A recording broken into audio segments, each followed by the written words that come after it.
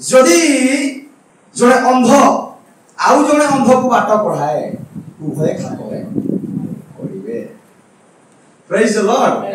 तो ओना खातिर अब जीवन ना डहार अड़ी भागे से ही चिन्ह दरकार बना। जीवन द्वार संकीर्ण पथ दुर्गम किंतु विनाश को घेनी जीवा द्वार असार पथ प्रशस्त। से पथर चलवा लोक माने अनेक किंतु जीवन द्वार संधान पाइबा लोक माने अल्प। आज अनेक मु तो प्रभु को पाइबी पते तो स्वर्ग मिल गला टेंशन नाही।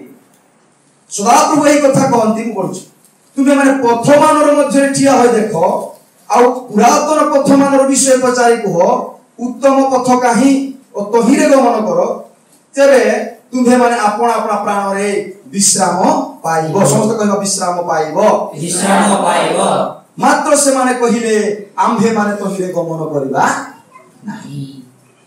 देखो की कथा तुम्हे माने पथ मान मध्य ठिया होय देखो आउ पुरातन पथ मानर विषय पचारि कह उत्तम पथ काहि। आज लोके उत्तम पथ को आउ अनुसंधान करूना।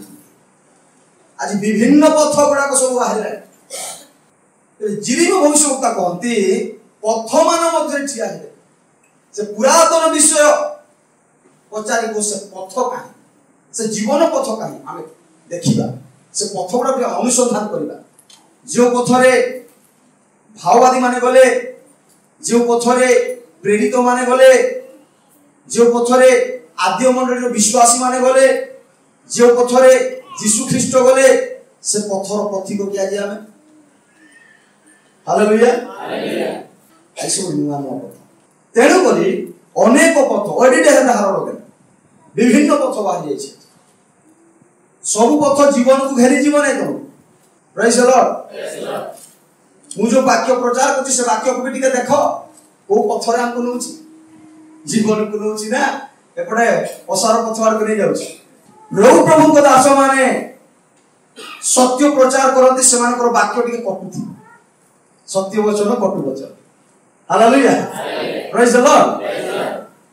कारण प्रभु कहले बार जीवन पथ कठिन पथ द्वार संकीर्ण तेणु करी सत्य वाक्य गुड़ा टिके सेंति लागिवो कंजेस्टेड टिके लागिवो के हजम करी हेबो नै जल्दी से वाक्य तुमको जीवन करी।